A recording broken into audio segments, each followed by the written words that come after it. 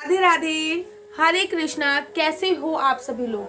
आशा करती हूँ आप सभी मंगल में होगे, स्वस्थ होगे, अच्छे होगे। अच्छा, मैं वृंदावन, श्रीधाम वृंदावन से संबंधित जितनी भी वीडियो डालती हूँ आप सभी लोगों का प्यार भर भर के आता है, तो मैंने सोचा कि क्यों ना मैं आपको एक वृंदावन में सत्य घटना जो कि मेरे परिवार के साथ हुई, जो कि मेरे पिताजी के साथ हुई, वो आप लोगों के साथ शेयर करूं, क्योंकि आप लोगों को भी तो जानने की उत्सुकता होगी कि हमारा जो ठाकुर है, जो बिहारी जी हैं, वो बड़े नटखट हैं। और एक बार लोग कहते हैं कि भैया दारू का नशा चढ़ जाए तो छूटता नहीं है, या फिर सिगरेट का नशा चढ़ जाए तो छूटता नहीं है, लेकिन एक बार सच कहते हैं कि आप राधा नाम का नशा करके देखो महाराज, ये नशा ऐसा चढ़ता है, ऐसा चढ़ता है कि छूटे से नहीं छूटता। और ठीक ये राधा नाम का जो नशा चढ़ा था वो चढ़ा है मेरे पिताजी पर। अब कैसे, पूरी घटना बताती हूँ। मेरे पिताजी फौज में थे, आर्मी में। तो जब मेरे पिताजी की पोस्टिंग मेरठ में थी तब मेरा बर्थ हुआ था, और मैं 1 साल की थी तब मैं दिल्ली में आ गई थी। तो मेरा लालन पालन सब कुछ दिल्ली में हुआ, दिल्ली में ही मैं बड़ी हुई। अचानक से जब मेरी उम्र 25 के भी पार हो गई, 25 साल की उम्र से भी मैं पार हो गई, तो मेरे घर में भक्ति भाव का माहौल केवल माताजी में था। मेरी माताजी बड़ी पूजा पाठ करती थी। ऐसा नहीं है, मेरे पिताजी हमेशा ये बोलते थे कि भैया मैंने तो देश की सेवा कर ली, और तो मुझे अब कुछ करने की आवश्यकता नहीं है, मोक्ष मेरे लिए वैसे ही मिला हुआ। और वैसे भी ब्रह्म वैवर्त पुराण में ये साफ साफ वर्णन आया है कि 2 इंसान ऐसे हैं जिनको कुछ भी करने की आवश्यकता नहीं है अगर इन्होंने ये 2 काम कर लिए तो। नंबर एक होता है देश सेवा सर्वोपरि, अर्थात जिन्होंने देश की सेवा कर ली उनको कुछ भी करने की आवश्यकता नहीं है। नंबर 2, गाय सेवा दूसरे स्थान पे आती है, तो देश सेवा सर्वोपरि। तो मेरे पिताजी जो है वो बिल्कुल भी, मैं आपसे ये बोल सकती हूँ कि भगवान को मानते थे, लेकिन ये नहीं कि वो पूजा पाठ में बहुत यकीन रखते थे। ऐसा कुछ भी नहीं है कि वो रोज सुबह उठ के पूजा करें या अगरबत्ती जलाएं या फिर पूजा करें या धूप बत्ती जलाएं, धूप बत्ती करें, ऐसा कुछ भी नहीं था। मेरे घर पे शुरू से मेरा मंदिर रहा है, मेरी माता जी उसमें पूजा करती थी, लेकिन मेरे पिताजी नहीं ऐसा करते थे। 25 साल की उम्र में अचानक मन में बड़ा संशय हुआ। जिंदगी में कुछ घटनाएं ऐसी घटित हुई कि मेरे को बिहारी जी ने अपने दरवाजे पे बुला लिया। 1 महीने में बिहारी जी के यहाँ पे रही, अर्थात मैं 1 महीने वृंदावन रही, 2 महीने वृंदावन रही, 3 महीने में वृंदावन रही। और बिहारी जी की ऐसी कृपा मेरे ऊपर हुई वृंदावन में, श्रीधाम वृंदावन में, कि 3 महीने के तत्पश्चात ही मैंने वहां पर एक छोटा सा प्लॉट लिया और अपना एक घर बनाया। घर बनाने के तत्पश्चात मेरे पिताजी हर महीने आते थे। जब घर बन रहा था तो मेरे पिताजी महीने में 2 या 3 बार आते थे। महीने में 1 बार तो कम से कम आते थे, 2 या 3 दिन के लिए। महीने में 1 बार आते थे, 2 या 3 दिन के लिए। तो ये रूटीन जब तक घर बना, कम से कम 6 महीने घर बनने को लगे, तो ये रूटीन तब तक रहा। मेरे पिताजी हर महीने आते थे। 2 या 3 दिन के लिए मेरे पिताजी का वृंदावन में आगमन होता था। और जब वृंदावन में मेरे पिताजी का आगमन होता था तो वो बिहारी जी के पास जाते थे, बिहारी जी के दर्शन करते थे और परिक्रमा करते थे। ये मैं आपको सत्य घटना बता रही हूँ जो पिछले 2-3 साल पहले ही मेरे साथ घटित हुई है। मेरे को बड़ा अचरज होता था। तो बिहारी जी के दर्शन करते थे, तो मैंने सोचा शायद मकान बन रहा है इस वजह से आ रहे होंगे, मकान बन जाएगा फिर नहीं आएंगे, कौन आएगा फिर। लेकिन मकान बन के पूरा कंप्लीट हो गया।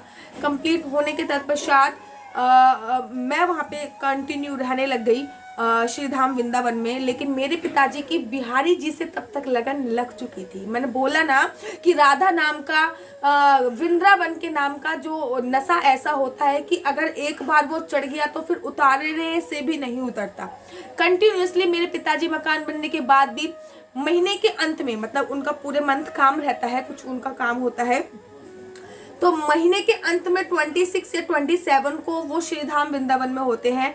और स्टार्टिंग में 4 या 5 तारीख को वो श्रीधाम वृंदावन से वापस आ जाते हैं, क्योंकि उनका 4 या 5 तारीख को काम स्टार्ट हो जाता है। मतलब 1 वीक वो वृंदावन में बिताते हैं। कंटिन्यूअसली ये सब चलता रहा। मैंने कहा शायद मैं अभी वृंदावन में हूँ, श्रीधाम वृंदावन में, तो मेरे पिताजी मुझसे मिलने आते होंगे और मम्मी को भी साथ लेके आ जाते होंगे। इस बहाने से शायद वो बिहारी जी से भी मिल जाते होंगे। अच्छा, वो जब भी आते थे तो 1-2 परिक्रमा जरूर अवश्य करते थे, जबकि वो 66 प्लस है। आप इस बात पे भी गौर कीजिए कि वो 66 प्लस है, तब भी वो 1 या 2 परिक्रमा जरूर करते थे। ठीक है, आगे मेरा विवाह हो गया।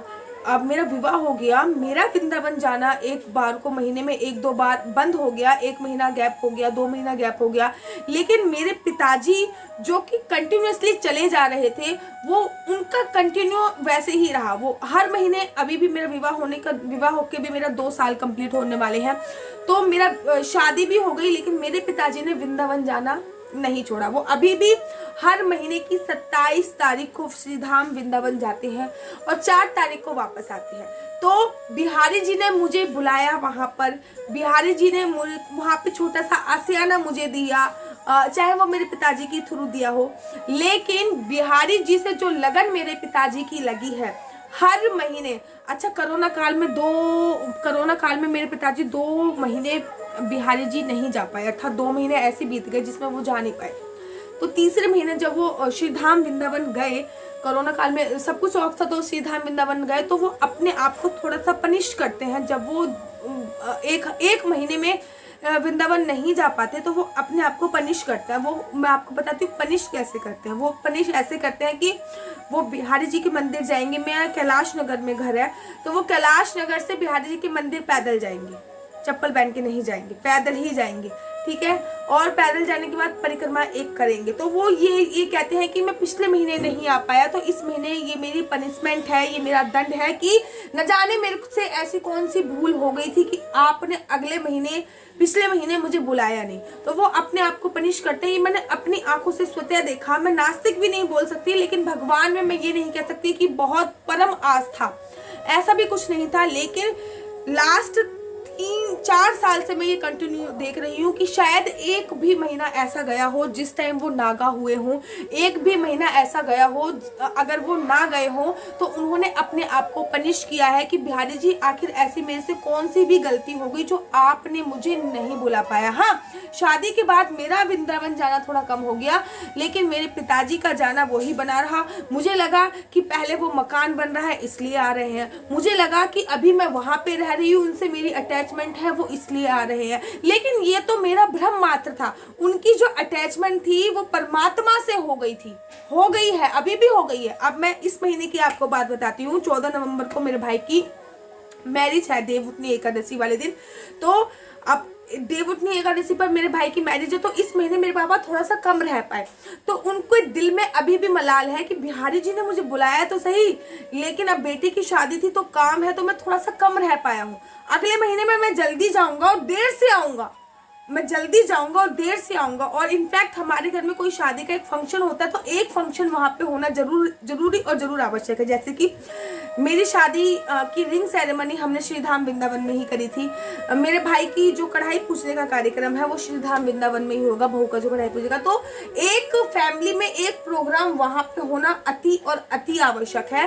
तो ये एक सत्य घटना मैं आपको बता रही हूँ। मैं ये नहीं कह सकती कि मेरे पापा बिल्कुल नास्तिक थे, लेकिन वो ऐसा नहीं था कि वो बिना भगवान को देखे बिना हर महीने उनको दीदार नहीं आता। लेकिन बिहारी जी से उनकी लगन ऐसी लगी कि जब तक उनको ना देखे उनको चैन नहीं आता। ये बात सच है कि जब तक उनको ना देखे उनको चैन नहीं आता है।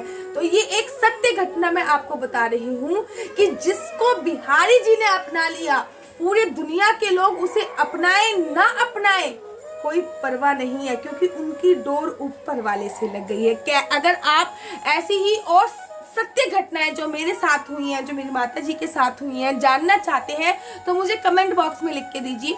मैं आपको जरूर बताऊंगी कि कैसे मैंने क्या बोला था। एक ऐसा वर्डिंग जो मैंने बिहारी जी के मंदिर में बोला था, एक ऐसा शब्द जो मैंने बिहारी जी के मंदिर में बोला था, और एक ऐसा काम जो मैंने बिहारी जी के मंदिर में किया था। उसके बाद श्रीधाम वृंदावन में मुझे परमानेंटली निवास मिला। बिहारी जी ने मेरे पे इतनी कृपा बरसा दी, इतना मैं बता नहीं सकती। अगर आप इसके बारे में ये स्टोरी भी जानना चाहते हो तो शायद मुझे कमेंट बॉक्स में बताइएगा। मैं इसके बारे में भी एक डिटेल में वीडियो बता के आप लोगों को जरूर बताऊंगी, अपनी स्टोरी जरूर शेयर करने की कोशिश करूंगी। और अगर आप लोग चाहोगे तो मैं अपने पिताजी का अनुभव भी किसी दिन, पिताजी के साथ भी अगर आप चाहोगे वीडियो बनाऊं मैं, तो मैं किसी दिन पिताजी के साथ भी आप लोगों के लिए वीडियो बनाऊंगी कि कैसा एक इंसान जो फौज में था, फौज में रहे हैं, वो कंटिन्यूसली ड्यूटी करी है उन्होंने फौज में, उसके बाद रिटायरमेंट लेने के बाद कैसे एक इंसान ने भक्ति मार्ग पे वो अचानक से आ गए, और कैसे अब उनके नाम से कभी भी वो हेलो फोन करते तो ना उनके हेलो निकलेगा, ना हाय निकलेगी, ना नमस्ते निकलेगी, वो हेलो राधे राधे, और श्री राम वृंदावन में हेलो जय श्री राधे, ये मेरे पिताजी की वर्डिंग रहती है। मैं कभी, अगर आप लोग इंसिस्ट करोगे, अगर आप लोगों को वो देखना है तो मैं कभी डेफिनेटली उनके साथ मैं वीडियो बनाऊंगी, उनका अनुभव भी मैं साझा कराने की कोशिश करूंगी कि वो कैसा फील करते हैं, क्यों वो हर महीने जाते हैं, उनको क्या बेचैनी होती है, क्या एक्साइटमेंट होती है।